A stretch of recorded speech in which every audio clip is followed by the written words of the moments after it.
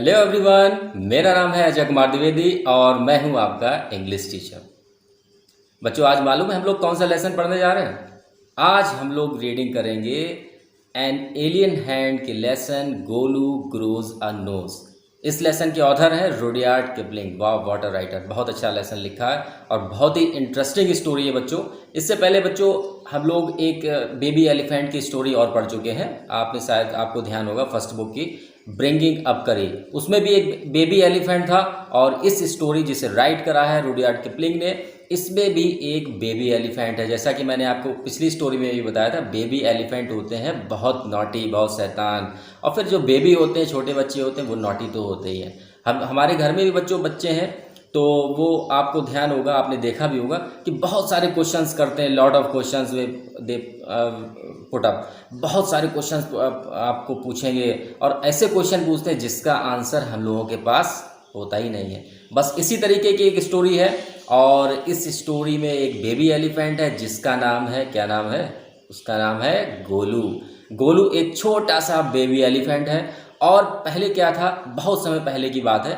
आजकल जो एलिफेंट्स होते हैं ना बच्चों, इनकी बहुत लंबी ट्रंक होती है। बहुत लंबी मतलब 5 फीट समथिंग, अप्रॉक्स 5 फीट की तो ट्रंक इनकी होती ही है। तो लेकिन पहले क्या था, पहले जो एलिफेंट्स होते थे उनकी ट्रंक नहीं होती थी, उसकी जगह होती थी बल्जी नोज, मोटी सी नाक होती थी, इनकी भद्दी सी नाक होती थी और जो अच्छी नहीं लगती थी। और ये बहुत सारे काम जो एलिफेंट्स अपने ट्रंक की सहायता से कर लेते हैं with the help of trunk, पहले के एलिफेंट ये नहीं कर पाते थे। तो क्या हुआ इस स्टोरी में, क्या इसकी जो बल्जी नोज है वो लंबी होती है या नहीं होती है, और बेबी एलिफेंट क्या क्या शैतानियाँ करता है, आइए हम लोग इस लेसन की करते हैं रीडिंग। चलिए स्टार्ट करते हैं बच्चों। गोलू नाम का एक छोटा सा बेबी एलिफेंट था जो बहुत ही शैतान था। और उस समय की बात, जैसा मैंने आपको बताया, एलिफेंट की नोज़ होती थी बहुत ही बल्जी, भद्दी सी नाक होती थी, मोटी सी नाक होती थी और अच्छे भी नहीं लगते थे। उस समय इनके ट्रंक्स नहीं हुआ करते थे। गोलू बहुत शैतान था और क्या करता था, बहुत अजीब व गरीब क्वेश्चंस किया करता था। Very awkward situations will be create हो जाती थी कभी कभी। क्या करता था, ऑस्ट्रिच से पूछता था आप फ्लाई क्यों नहीं करते हैं। ऑस्ट्रिच तो आप जानते होंगे ना, जिसे हिंदी में बोलते हैं शुतुरमुर्ग। तो ऑस्ट्रिच क्या होता, कहलाता तो बर्ड है लेकिन दे कैनॉट फ्लाई, ये उड़ नहीं सकते हैं बर्ड्स की तरह, ये बस चलते हैं, वॉक कर सकते हैं। जिराफ से पूछता था, क्या पूछता था जिराफ से? जिराफ से पूछता था आपकी पीठ पर इतनी सारी स्ट्राइप्स क्यों हैं। हिपोपोटामस से पूछता था कि आपकी जो आइज़ हैं वो इतनी रेड रेड क्यों रहती हैं। और क्या पूछता था, और पूछता था मेलन्स। मेलन्स आपने वाटरमेलन, ये सब चीज़ें होती ना, फ्रूट्स होते हैं, तो इनका टेस्ट, मेलन का टेस्ट मेलन की तरह क्यों होता है। तो ये कैसा अजीबोगरीब क्वेश्चन है, ये तो कोई नहीं बता सकता ना। तो बस ऐसे ही क्वेश्चन करता था और लोगों को परेशान करता था। जो और एनिमल्स थे ना, उन सभी एनिमल्स को बहुत परेशान किया करता था अपने अजीबोगरीब क्वेश्चंस करके। एक दिन क्या होता, इसने पूछा मैना से। मैना आप जानते हैं ना, पक्षी, एक बर्ड होती है मैना, तोता मैना की कहानी, बस वही वाली मैना की कहानी है ये। मैना से पूछा कि क्रोकोडाइल डिनर में क्या खाते हैं, क्रोकोडाइल डिनर में क्या खाते हैं। तो अब मैना को कैसे मालूम होगा कि क्रोकोडाइल डिनर में क्या खाते हैं? तो वो सजेस्ट करती है बेबी एलिफेंट। क्या नाम था इसका, बताइए बताइए, मैं आपसे पूछ रहा हूँ। जी हाँ, उसका नाम था गोलू। गोलू से मैना कहती है कि अगर if you want to find कि क्रोकोडाइल डिनर में क्या खाते हैं, तुम्हें जाना होगा, you must be go to the Limpopo river. एक लिम्पोपो रिवर थी जिसका नाम था लिम्पोपो, वहाँ पर जाओ, वहाँ पर बहुत सारे क्रोकोडाइल्स रहते हैं और जाकर फाइंड करो कि क्रोकोडाइल डिनर में क्या खाते हैं। अब क्या हुआ, अब गोलू ने सोचा अब तो मैं ज़रूर जाके रहूँगा। छोटा सा था, नॉटी सा था बेबी एलिफेंट, इसने सोचा अब तो मैं ज़रूर जाऊँगा लिम्पोपो रिवर में और ये फाइंड करूँगा कि खाते क्या है क्रोकोडाइल डिनर में। तो इसने क्या करा, बहुत सारे ये ले लेता है शुगर केन। शुगर केन गन्ने, हाथियों को, जो एलिफेंट्स होते हैं ना, शुगर केन बहुत अच्छे लगते हैं, बहुत मन से खाते हैं ये। तो 100 ले लेता है शुगर केन, 50 डजन बनाना। और मैंने आपको बताया था पिछली स्टोरी में भी, ब्रिंगिंग अप करी में भी, जो बेबी एलिफेंट था करी, वो क्या करता था, बनाना जो थे वो चुरा लिया करता था, क्योंकि हाथियों को बनाना भी बहुत अच्छे लगते हैं। तो 50 डजन बनाना ले लेता और 25 मेलन्स अपने साथ ले लेता है रास्ते में। उसने सोचा अगर मुझे भूख लगती है तो मैं खाऊंगा क्या, तो उसके लिए इसने क्या करा, इतनी सारी चीज़ें अपने साथ में ले ली और चल दिया कहाँ के लिए, लिम्पोपो रिवर के लिए। लिम्पोपो रिवर में पहुँचता है, पहुँचने से पहले रास्ते में एक में से मिलता है पाइथन।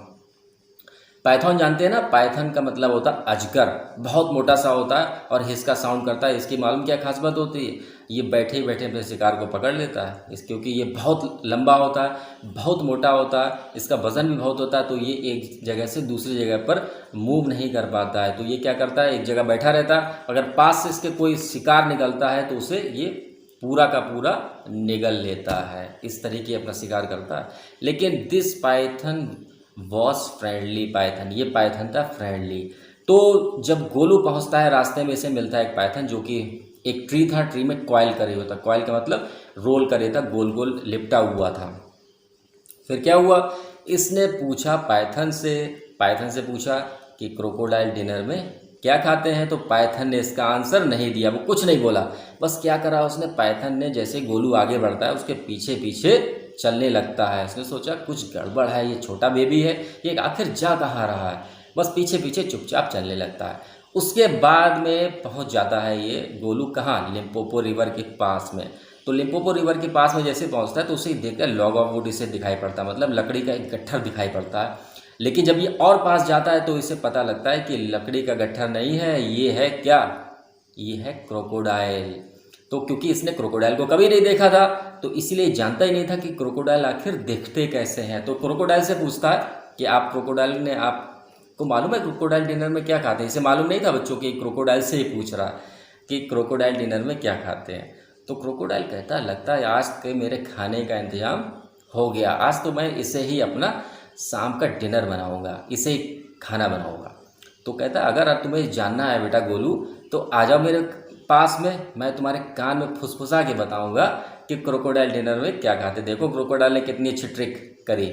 तो गोलू तो बच्चा था, बेबी था, और उसे मालूम भी नहीं था कि ये क्रोकोडाइल है और ये आक्रामक होते हैं, एग्रेसिव होते हैं, ये खा जाते हैं सभी को, नॉनवेज होते हैं।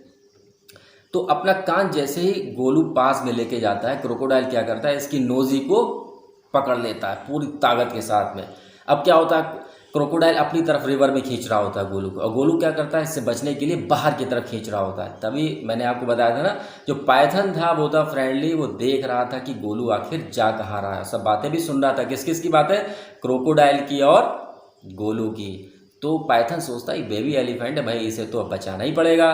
तो वो क्या करता है कि कॉइल लगा लेता है गोलू में, गोलू की पीठ में। मैं बच्चों पिक्चर डाल दूंगा, शायद आप लोग ना समझ पा रहे हो तो मैं पिक्चर डाल दूंगा कि देखो पाइथन ने गोलू को कैसे कॉइल कर लिया था, पीठ में रोल बना लिया था और एक हिस्सा उसने फंसा लिया था ट्री में। अब क्या करता, पाइथन अपनी तरफ ताकत लगाता है और क्रोकोडाइल लगाता है ताकत अपनी तरफ।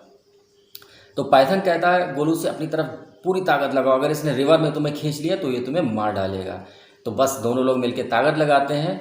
और क्या करता है, क्योंकि क्रोकोडाइल ने उसे कहाँ से पकड़ा था, नोजी से पकड़ा था, नोज से, तो उसकी नोज हो जाती है लंबी, खींच अपनी तरफ खींचता है ना बच्चों, तो नाक हो जाती है लंबी। और तभी अचानक क्रोकोडाइल की पकड़ से गोलू छूट जाता है, बाहर आ जाता है। लेकिन ये क्या हुआ, उसकी जो नोज थी, बल्जी नोज जो थी, वो हो जाती है 5 फीट लॉन्ग। वाह। फिर क्या हुआ, थोड़ी देर बाद जब वो पकड़ से छूट जाता है तो बाहर आके खड़े हो जाते हैं घास के पास में। तभी एक मक्खी आती है, एक फ्लाई आती है और उसकी पीठ पर बैठ जाती है। जैसे ही बैठती है तो वो अपनी ट्रंक से क्या करता है, उस फ्लाई को उड़ा देता है। तभी पाइथन कहता है देखो ये हुआ तुम्हारा फर्स्ट एडवांटेज, तुम्हारी लंबी ट्रंक का। तभी से बच्चों इनकी ट्रंक लंबी होने लगी थी, इसी स्टोरी से क्रोकोडाइल ने खींच के इनकी ट्रंक को लंबा कर दिया था। तभी क्या हुआ कि उसे भूख लगती है तो ग्रास खाने लगता है। तो आपने देखा होगा ना, ये ट्रंक की सहायता से अपने मुंह में हर चीज़ ले आते हैं, चाहे शुगर केन हो, चाहे ये बनानास हो, तो उन्हें घास को भी ट्रंक की हेल्प से ये ले जाता है अपने मुंह में। तो पाइथन कहता है ये हो गया तुम्हारा सेकंड एडवांटेज। वाह। इसके बाद क्या हुआ, अब इसका करता है नहाने का मन। तो पास में रिवर थी, वहाँ पर देख लेता कोई क्रोकोडाइल तो नहीं है, फिर इसका मन होता है नहाने का। तो अपनी सूंड से जो उसकी मड होती है ना, मिट्टी रिवर की जो मड होती है, वो अपनी खूब पीठ में लगाता। तो पाइथन कहता है ये हो गया एडवांटेज नंबर 3। यस, ये तो हो गए बहुत सारे एडवांटेज लॉन्ग ट्रंक के। तो बच्चों इस लेसन को लिखा है गोलू ग्रोज एंड नोज को लिखा है रुडयार्ड किपलिंग ने। बहुत अच्छी स्टोरी लिखी है, मज़ा आ गया, वेरी इंटरेस्टिंग स्टोरी। तो ऐसी स्टोरी ये रुडयार्ड किपलिंग लिखा करते थे, इसे पढ़ के बहुत इन्जॉय हुआ ना, तो बस मज़ा आया होगा आपको। और हर बार की तरह मैं आपसे यही कहूँगा, ये स्टोरी बच्चों बस यहीं पर समाप्त हो रही है।